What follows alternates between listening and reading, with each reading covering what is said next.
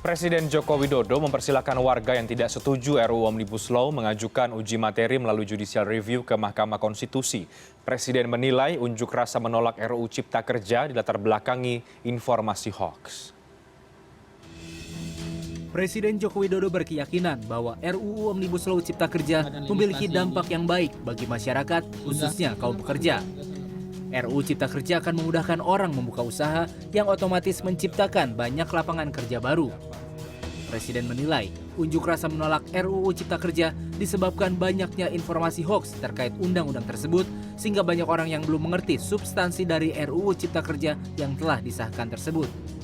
Saya ambil contoh, ada informasi yang menyebut tentang penghapusan UMP, upah minimum provinsi. Hal ini tidak benar. Karena faktanya upah minimum regional UMR tetap ada. Ada juga yang menyebutkan bahwa upah minimum dihitung per jam. Ini juga tidak benar. Tidak ada perubahan dengan sistem yang sekarang. Kemudian apakah perusahaan bisa mem-PHK kapanpun secara sepihak? Ini juga tidak benar. Terkait adanya poin-poin yang dianggap tidak berpihak kepada rakyat, Presiden mengarahkan kepada masyarakat untuk mengajukan uji materi melalui judicial review yang bisa dialamatkan ke Mahkamah Konstitusi. Namun dalam keterangannya, Presiden Joko Widodo tidak menyinggung pasal-pasal pada naskah final RUU Cipta Kerja yang diprotes oleh buruh. Diketahui perwakilan buruh sempat bertemu kepala negara untuk memaparkan pasal-pasal yang dinilai merugikan buruh. Mengutip Kompas.com, hal yang tidak dijawab Presiden misalnya tentang perjanjian kerja waktu tertentu yang dapat terus diperpanjang sehingga memungkinkan pekerja menjadi pegawai kontrak seumur hidup. Lalu ada juga uang pesangon yang dikurangi dari 32 kali menjadi 25 kali yang juga tidak dibahas oleh Presiden. Tim Liputan CNN Indonesia. Meskipun Presiden Joko Widodo sudah mengklarifikasi ya ini soal kontroversi RUU Omnibus Law Cipta Kerja yang telah disahkan oleh DPR dan menjelaskan sebetulnya sejumlah klaster ini justru berdampak pada kemudahan investasi dan membuka lapangan pekerjaan. Namun hal itu tidak mengurungkan niat buruh dan sejumlah elemen masyarakat untuk menggugat Undang-Undang Omnibus Law Cipta Kerja ke MK lewat judicial review misalnya, lewat upaya-upaya tersebut. Bahkan masih ada sebagian kalangan yang tetap mendorong Presiden untuk menerbitkan Perpu pembatalan Undang-Undang Omnibus Law Cipta Kerja. Nah, sebetulnya bagaimana peluang judicial review dan juga poin-poin apa yang disiapkan oleh serikat buruh atau elemen masyarakat untuk bisa menggugat rancangan Undang-Undang Cipta Kerja ke MK. Kita akan coba membahas soal persiapan tersebut dan peluangnya bersama dengan dua narasumber yang bergabung lewat Zoom tentunya di luar studio. Ada Mbak Bivitri Susanti, ahli hukum tata negara. Selamat malam Mbak Bivitri. Selamat malam. Baik, ada Bang Sunarno, ini Sekjen dari Kongres Aliansi Serikat Buruh Indonesia atau KASBI. Selamat malam Bang Sunarno. Selamat malam. Baik, sebelum kita lanjutkan dialognya, saya ingin kembali mendengarkan agar mengingatkan ingatan kita soal apa yang disampaikan oleh Presiden yang mempersilahkan masyarakat untuk mengajukan gugatan ke MK. Kita dengarkan lagi apa kata Presiden soal tersebut.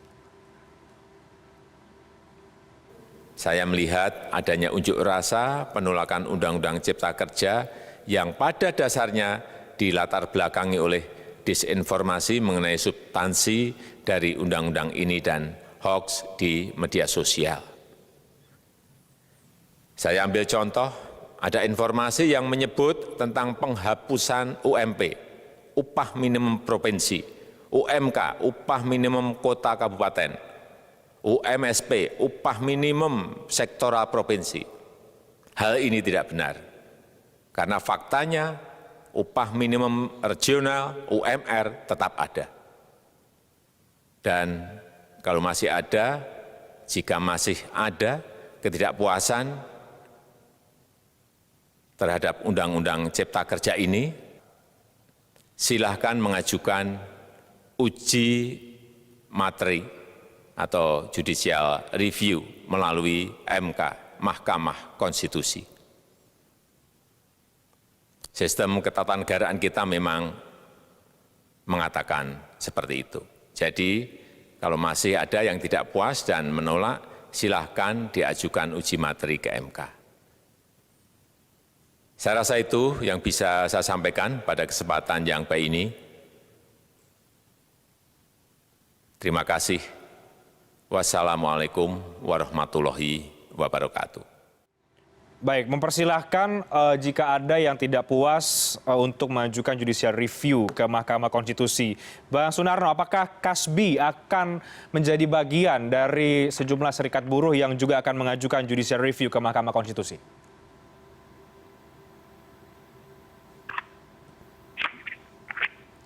Bang Sunarno, Anda bisa dengar suara saya? Halo? Halo? Baik, Bang Sunarno, Ya. saya cek lagi bisa mendengar suara? Sampai dengan sejauh Oke. ini, halo? Ya, silakan Sampai dengan lanjutkan. sejauh ini, Konfederasi Kasbi bersama kawan-kawan Aliansi Serikat Buruh yang tergabung dalam Gerakan Buruh Bersama Rakyat atau GEBRAS, dan juga aliansi-aliansi gerakan rakyat di beberapa daerah belum mengambil keputusan untuk melakukan judicial review atau gugatan di Mahkamah Konstitusi. Karena kami ingin Omnibus Law Cipta Kerja ini dibatalkan seluruhnya. Artinya kami menuntut kepada Presiden untuk dikeluarkan Perpu, Peraturan Pemerintah Pengganti Undang-Undang. Baik, Mas Sunarno, pertimbangannya apa? Lebih mendorong Presiden untuk mengeluarkan Perpu. Tentu ada yang menjadi alasan utama dari Kasbi dan juga kawan-kawan untuk memutuskan itu. Ya, Omnibus Law Cipta Kerja ini kan sebenarnya bukan hanya untuk kepentingan kaum buruh, tapi juga kepentingan masyarakat yang lain.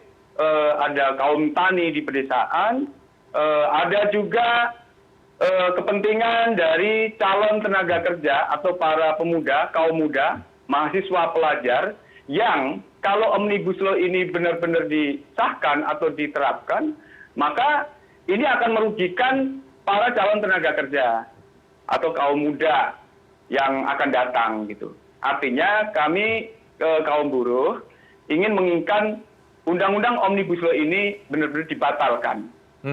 Oke, tapi kalau kemudian mendorong Perpu tentu kan tidak ada syarat ya yang kemudian mengatur Presiden harus melakukan Perpu itu misalnya negara dalam kondisi genting dan lain sebagainya begitu. Apakah Anda melihat hal itu kemudian sehingga menurut Anda layak Presiden untuk menerbitkan Perpu membatalkan Undang-Undang Omnibus Law Cipta Kerja daripada Anda kemudian mengajukan ke MK? Ya, kalau berbicara soal apakah genting atau prioritas, saya pikir Omnibus Law RUU Cipta Kerja ini juga sebenarnya belum menjadi prioritas atau menjadi situasi yang genting yang harus diterbitkan sebenarnya. Harusnya kan proses pembentukan undang-undang yang baru ini kan harusnya benar-benar melibatkan dari semua elemen masyarakat. Karena proses yang kami beberapa waktu yang lalu ini kan kita tidak tahu informasi dari pihak pemerintah gitu ya, terkait draft-draftnya itu sendiri juga simpang siur, jadi semua itu tidak dilakukan secara transparan. Nah, artinya kami juga menggugat kepada pemerintah gitu yang mencoba untuk merubah undang-undang ini justru tanpa menghadirkan dari kelompok atau elemen masyarakat. Oke. Baik, Mas Sunarno, kalau mengajukan ke judicial review ke MK itu kan jelas ya alurnya begitu. Nah, kalau kemudian Anda mendorong untuk diterbitkan Perpu, apa kemudian upaya-upaya hukum atau upaya-upaya yang dilakukan oleh Kasbi dan juga rekan-rekan agar kemudian ini didengar oleh Presiden Joko Widodo? Ya itu kan arahan ya, Pak Presiden atau pemerintah agar masyarakat yang tidak setuju dengan Omnibus Law itu mengajukan gugatan di Mahkamah Konstitusi. Tapi sekali lagi menggugat di Mahkamah Konstitusi atau judicial review itu kan tidak membatalkan. Pengalaman kami ya dari beberapa kali juga di undang-undang yang kami gugat di Mahkamah Konstitusi, termasuk Undang-Undang Nomor 13 Tahun 2003 tentang ketenagakerjaan waktu itu juga hanya beberapa pasal dan itu pun ternyata tidak efektif juga gitu. Nah, pengalaman ini yang kemudian kami terkait dengan Omnibus Law ini ya tidak perlu lagi gitu. Harusnya ini dibatalkan seluruhnya karena memang ini tidak berpihak kepada rakyat kecil. Ya, saya ulangi lagi, tidak berpihak kepada rakyat kecil. Oke, oke. Jadi menurut Anda kalau kemudian judicial review tentu hanya pasal per pasal sehingga tidak maksimal. Jadi sebaiknya begitu ya, menurut Kasbi dan juga rekan-rekan diterbitkan Perpu sehingga batal semua undang-undang Omnibus Law Cipta Kerja ini.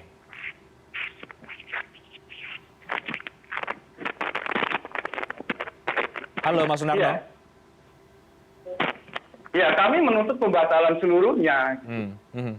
Di klaster ketenaga kerjaan pun itu sudah sejak awal juga kita jelaskan kepada masyarakat gitu bahwa ada degradasi dari isi dari undang-undang atau substansi dari undang-undang untuk khusus klaster ketenaga kerjaan.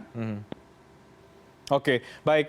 Kita break terlebih dahulu. Usai jeda, saya akan ke Mbak Bivitri untuk melihat lebih jauh lagi, mungkin secara hukum ketatanegaraan kita, bagaimana melihat proses yang nanti akan diambil dari judicial review, kemudian pasal per pasal, kemudian menyikapi apa yang tadi disampaikan Mas Sunarno juga, bahwa mereka memilih untuk mendorong Presiden tetap mengeluarkan Perpu daripada mengajukan ke MK lewat judicial review. Kita bahas usai jeda, kami akan segera kembali sesaat lagi.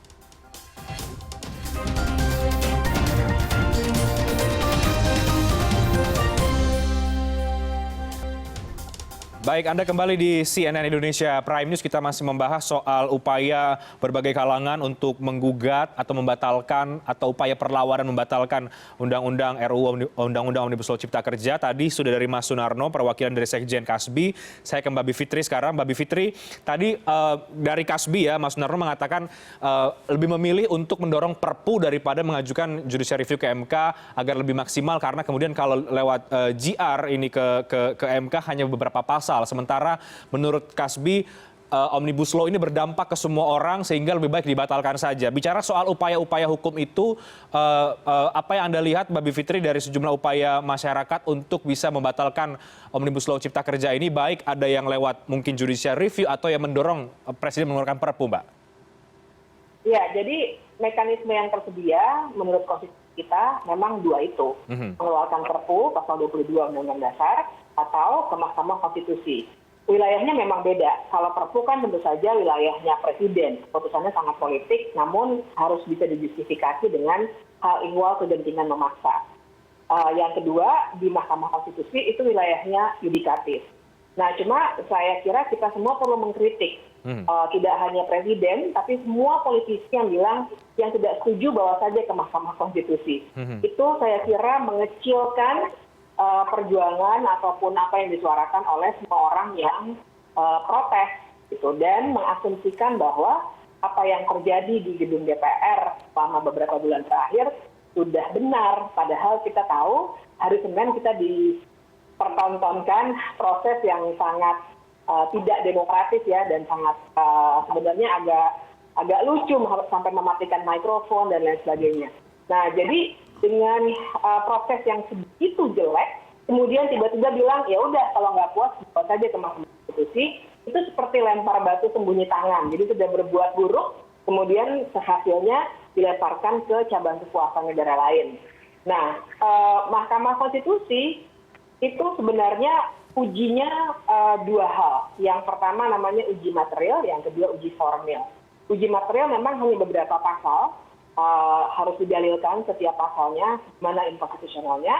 Yang kedua, sebenarnya bisa ada uji formil yang mempertanyakan proses.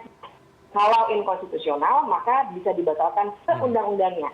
Namun catatannya sudah lebih dari 40 undang-undang yang diajukan untuk uji formil, namun belum pernah ada satupun yang dikabulkan oleh Mahkamah Konstitusi, termasuk revisi Undang-Undang KPK. Jadi sidang terakhir beberapa minggu yang lalu, sampai sekarang belum ada putusannya dari Mahkamah Konstitusi.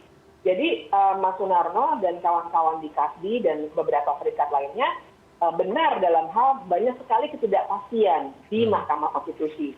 Apalagi kita juga tahu bahwa ada peristiwa-peristiwa yang membuat kita juga agak turun ini kayaknya pada Mahkamah Konstitusi. Misalnya bahwa ada undang-undang Mahkamah Konstitusi yang keluar dalam waktu 7 hari dan hanya mengatur masa jabatan hakim menjadi sangat panjang lah begitu ya, sehingga dianggap sebagai upaya untuk dalam tanda kutip menjinakkan lebih dulu Mahkamah Konstitusi, salah satunya untuk persiapan memang undang-undang ini.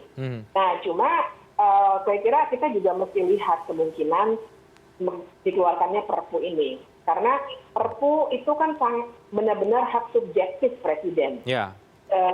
Sementara kita lihat sendiri secara politik Pak Presiden sendiri yang mulai hari pelantikannya sudah bicara soal omnibus kemudahan berusaha yang kemudian menjadi cipta kerja ini. Gitu. Jadi saya kira dilemanya banyak, tapi buat saya itu adalah mekanisme-mekanisme formal yang tersedia. Memang hanya tinggal itu, tidak ada lagi yang bisa kita lakukan di titik yang ini.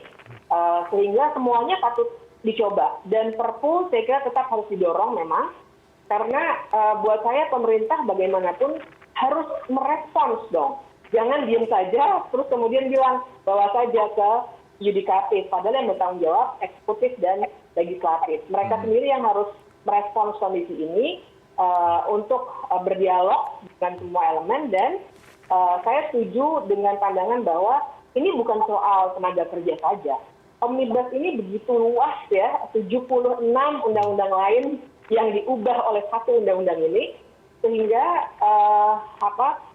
lebih baik bila ada Perpu dan kemudian Perpu ini membatalkan. Bisa, Perpu itu materi muatannya bisa apa saja, membatalkan misalnya atau menunda keberlakuan misalnya dan lain sebagainya. Tapi jangan dipikir kita harus punya Perpu baru dengan 900-an halaman lagi. Kita cukup dengan misalnya membatalkan Undang-Undang Cipta Kerja ini. Itu opsi memang. Yang jelas semua peluang ini saya kira mesti digunakan, tapi tetap dengan strategis dan juga kritis melihat kondisi politik yang ada. Baik, dua peluang tetap didorong, tapi Perpu adalah kebijakan yang sangat politis. Dan satu lagi adalah lewat uji di MK. Kalau kita bicara soal uji di MK deh, Mbak Bivitri, ini soal uji material katakanlah. Kalau formil melihat dari 40 yang lain tidak pernah dikabulkan, coba kita ke uji material ya. Bagi kemudian mereka atau siapapun, baik itu buruh, mungkin kelompok masyarakat yang akan mengajukan uji material ke uji materi ke MK ini, poin-poin apa menurut Anda yang dalam pasal ini memang seharusnya bisa dijadikan dalil yang kuat untuk MK membatalkan atau mungkin menunda? Apakah kemudian karena undang-undang ini cacat prosedural kah atau apa? Ya, kalau bicara uji material berarti kita harus membicarakan pasal-pasal. Tiap pasal harus didalilkan dan kita berbicara 186 pasal ini ya. Dan satu pasal pun anaknya bisa ada 10 lagi yang diubah atau dihapus ya. Banyak sekali kan undang-undang tenaga kerjaan itu yang dihapus seperti PKWT sebenarnya sudah tidak ada karena sudah dihapus. Tapi itu adalah anak dari satu pasal gitu. Nah, jadi semua harus didalilkan. Namun yang namanya uji material itu memang tidak mungkin membatalkan seundang-undangnya. Kecuali bila yang dibatalkan dulu pernah ada undang-undang KKR, Komisi Kebenaran dan Rekonsiliasi, yang dibatalkan keseluruhan karena pasal jantungnya dibatalkan ya. Tapi kalau dalam Undang-Undang Cipta Kerja ini saya kira tidak ada pasal jantung itu. Jadi betul-betul harus didalilkan satu demi satu. Nah, yang bisa membatalkan keseluruhan undang-undangnya itulah yang namanya uji formil. Formil ini yang masih terus-menerus kita dorong ya, karena saya kira Mahkamah Konstitusi kalau tidak kunjung memberikan argumen yang baik untuk uji formil, untuk mengabulkan uji formil, ini gaya ugal-ugalan dari DPR dan pemerintah untuk membuat undang-undang semacam ini akan berlanjut terus karena tidak ada ceknya, check and balances kan. Harusnya yudikatif itu mengecek kerja legislatif dan eksekutif dong gitu. Tapi sampai sekarang belum pernah ada itu. Bahkan dulu Undang-Undang Mahkamah Agung pernah diuji formil. Mahkamah Konstitusi bilang kami mengakui itu undang-undangnya secara proses sebenarnya melanggar, namun demi asas kemanfaatan tidak kami batalkan. Nah, itu yang terjadi gitu. Jadi saya kira kalau bicara peluangnya kemudian apa yang bisa diajukan? Kalau uji material, ya bisa banyak ya. Bahkan fakta bahwa cukup banyak ada penelitian dari Kode Inisiatif yang menunjukkan bahwa cukup banyak putusan Mahkamah Konstitusi yang diatur ulang di dalam Undang-Undang Cipta Kerja ini, gitu ya. Jadi dengan itu saja sebenarnya banyak argumen yang bisa diajukan. Ya, belum lagi kita berbicara soal pelanggaran besar terhadap pasal 18 Undang-Undang Dasar mengenai pemerintahan daerah. Karena sekarang banyak sekali wewenang daerah yang ditarik ke pusat. Jadi banyak, cuma kalau uji material ya seperti itu. Artinya dari semua pasal itu, bayangkan ada sekitar 1.200-an ketentuan di 76 undang-undang lain yang sebenarnya diubah oleh undang-undang ini, itu harus disisir dulu, dicarikan argumen-argumennya. Jadi memang sangat menantang, dan itu tadi kita punya persoalan legitimasi juga, paling tidak pada titik ini, terhadap Mahkamah Konstitusi. Oke, meskipun MK lewat juru bicaranya menegaskan bahwa MK akan netral sebetulnya, Mbak Bibip. Ya, tentu saja saya juga masih punya harapan besar MK akan netral, dan memang harus netral. Cuma kan kalau kita mesti bicara persepsi publik juga ya, dan kita tahu bahkan ada sebuah berita yang menunjukkan pada bulan Januari, kalau saya tidak salah, tadi tanggalnya saya cek, Pak Jokowi sempat mengatakan kepada Mahkamah Konstitusi untuk turut mengawal undang-undang Omnibus ini. Gitu. Jadi saya kira kita harus lebih hati-hati melihatnya. Oke, nah nanti saya akan lanjutkan dengan Mbak Bivitri, tapi saya ke Mas Sundarno lagi. Mas Sundarno, saya ingin Anda menanggapi, karena Presiden sudah menjelaskan, mengklarifikasi kemarin ya lewat pidatonya bahwa RUU Cipta Kerja Omnibus Law ini menguntungkan UMKM, mempermudah investasi, tidak ada penghapusan UMP, UMR, UMP dan UMR tetap ada, hak cuti juga tetap ada, tidak benar perusahaan bisa mem-PHK secara sepihak, jaminan sosial juga tidak hilang, dan justru unjuk rasa ini terjadi karena disinformasi menurut Presiden, karena ini Presiden mengatakan demikian. Apa tanggapan Anda dari Kasbi, Mas Sundarno? Ya. Ya mungkin Pak Presiden kan mungkin ya kalau menurut saya kan secara detail situasi di teman-teman buruh di tingkat-tingkat pabrik atau di perusahaan-perusahaan kan belum begitu memahami ya. Ya mohon maaf, jadi situasi di lapangan itu sangat berbeda dengan apa yang dikatakan dengan undang-undang. Itu praktek, saya kasih contoh Mas, praktek sistem kerja kontrak dan outsourcing yang sekarang ini sudah marak atau menjadi tren gitu ya di masyarakat gitu. Sebenarnya kan kalau di Undang-Undang 13 sebenarnya juga diatur, walaupun itu menurut kami juga aturannya buruk gitu ya. Tapi prakteknya itu lebih buruk lagi Mas. Prakteknya dari sistem kerja kontrak dan outsourcing ini lebih parah lagi.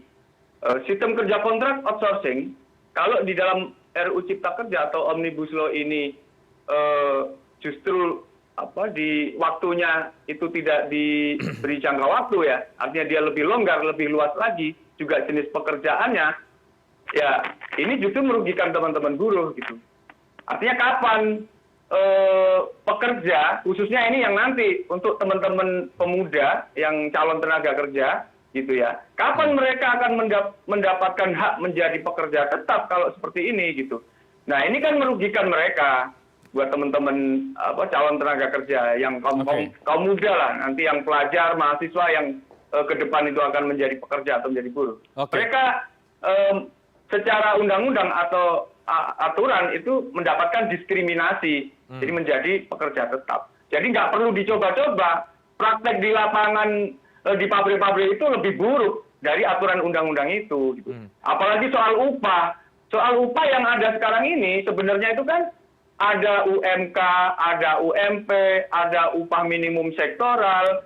Tapi praktek di lapangan, Mas, itu juga di Snaker kan nggak bisa berbuat banyak. Gitu. Karena terjadi pelanggaran-pelanggaran, di Snaker tidak bisa menindak tegas dari perusahaan-perusahaan itu. Nah ini kan parah. Nah kalau ini dibiarkan terus, ya kasihan teman-teman buruh atau kaum pekerja ini, gitu.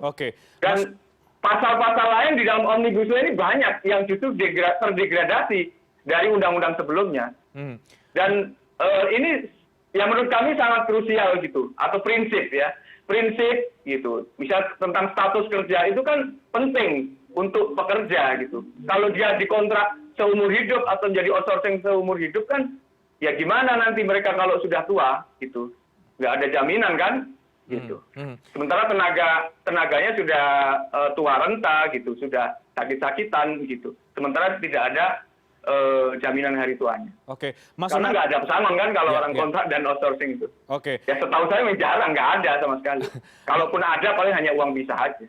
Oke, baik Mas Sunarno, tapi apakah Anda tidak perlu deh membaca secara keseluruhan ya, karena jumlahnya juga ratusan, sangat banyak. Tapi poin-poin yang berkaitan dengan ketenagakerjaan, tapi apakah Anda juga sudah memastikan bahwa poin-poin tersebut sudah dibedah, disisir satu persatu, kemudian menyimpulkan bahwa memang ini merugikan para buruh, para pekerja, sehingga apa yang dikatakan Presiden kemarin ini soal salah informasi saja, itu tidak benar adanya, Mas Sunarno? Ya, kalau gini Mas, kalau hanya satu orang, dua orang gitu ya saya pikir mungkin itu sah-sah aja ngomong gitu. Tapi kan ini kan juga serikat-serikat buruh yang lain ya, yang bahkan mungkin terlibat di LKS Tripartit Nasional, sebenarnya juga mengatakan demikian gitu. Ya mereka tidak sepakat gitu. Artinya kan di undang-undang Omnibus Law yang khusus klaster ketenagakerjaan ini memang benar-benar merugikan dari kawan-kawan buruh gitu. Jadi praktek di lapangan itu pasti nanti akan lebih buruk. Oke, baik, tidak hanya satu dua orang, tapi banyak dan aksi ini terjadi seantero Indonesia sebetulnya ya. Bagaimana Mbak Bivitri, Anda melihat benar. upaya perlawanan terhadap produk hukum yang dibuat oleh pemerintah dan juga DPR ini? Anda melihat fenomena ini sebetulnya menangkapnya seperti apa, Mbak Bivitri? Ketika kemarin kita lihat upaya perlawanan itu begitu masif dilakukan, apa yang Anda baca dari upaya-upaya tersebut, dari fenomena tersebut? Kita bahas nanti, Mbak Bivitri, usai jeda kami akan segera kembali sesaat lagi.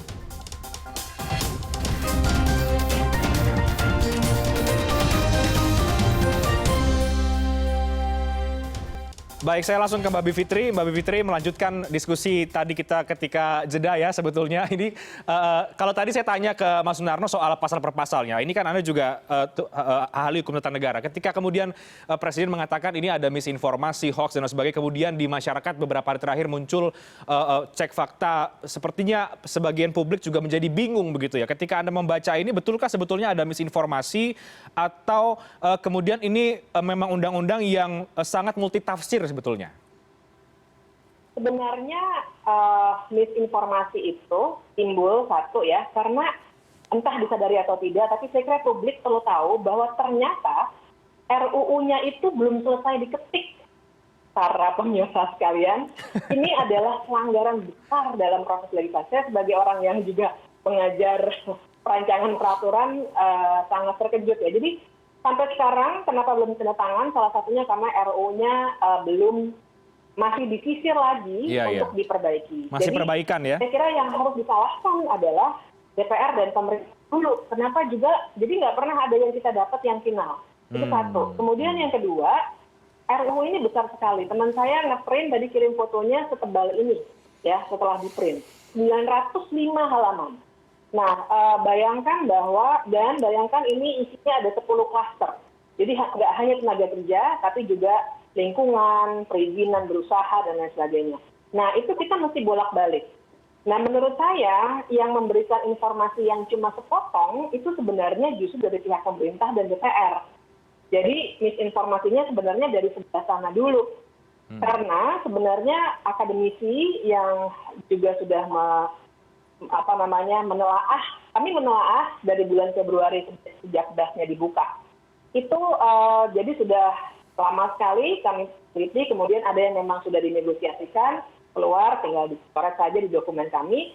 Tapi yang selama ini disuarakan sebenarnya benar begitu. Misalnya pesangon tadi ya, dibilangnya pesangon itu ada. Memang kata pesangon ada.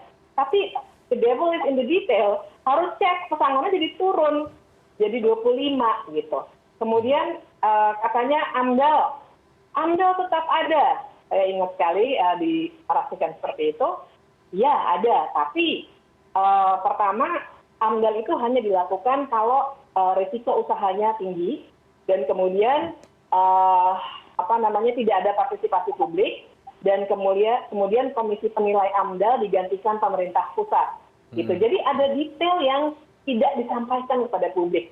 Nah, ini juga yang menurut saya membuat publik makin bingung, mana RUU-nya sebenarnya kita belum pernah dapat, yang tinggal untuk dianalisis, mana dikasihnya informasinya cuma sepotong-sepotong.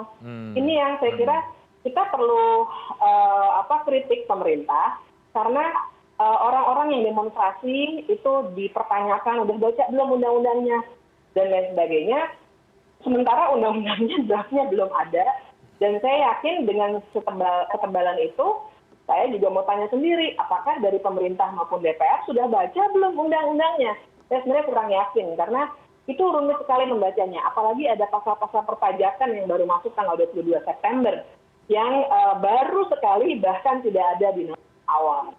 Ini rumit, memang proses legislasinya begitu kacau, sehingga akhirnya terang saja menimbulkan kegaduhan di masyarakat, termasuk protes-protes ini, karena proses legislasinya yang terlalu terburu-buru, tidak partisipatif, begitu ya. Jadi jangan langsung menyalahkan yang demonstrasi, lihat dulu akar masalahnya dan lacak dulu dari bulan November bagaimana proses ini dilakukan.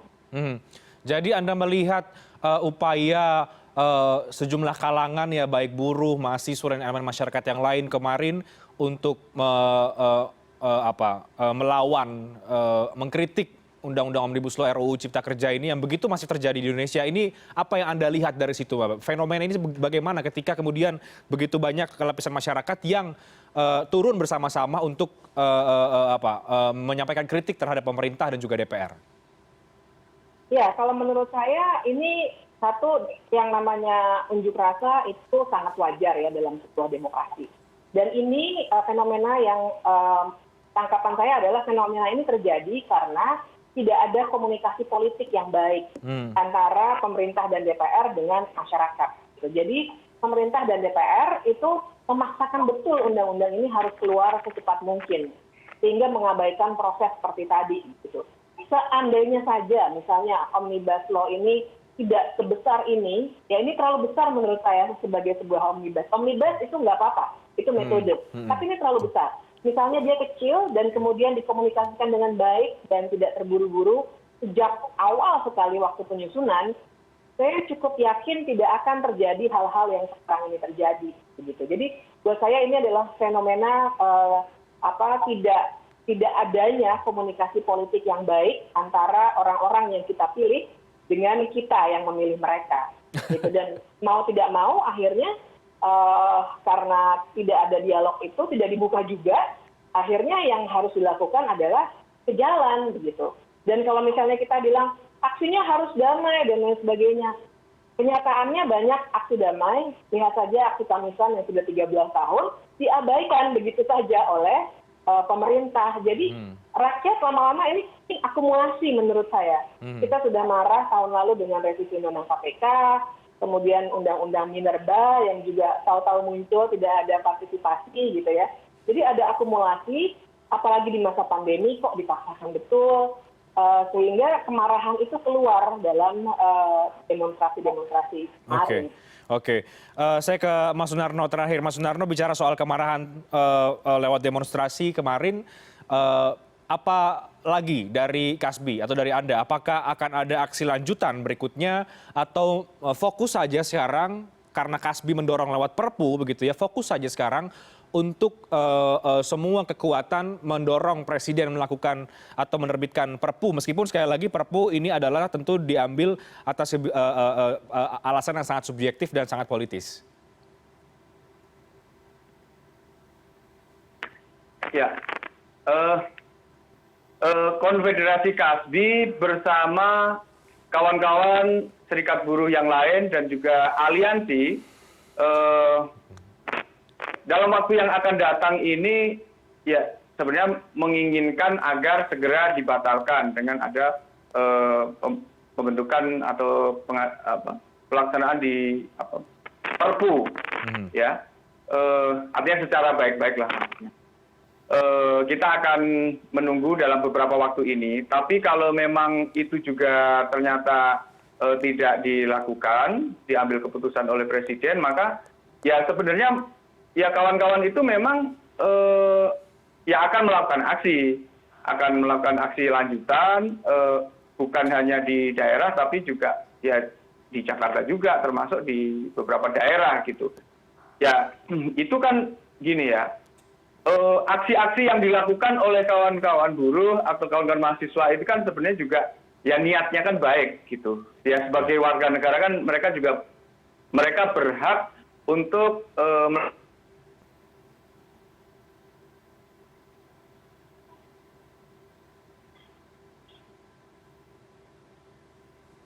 Baik.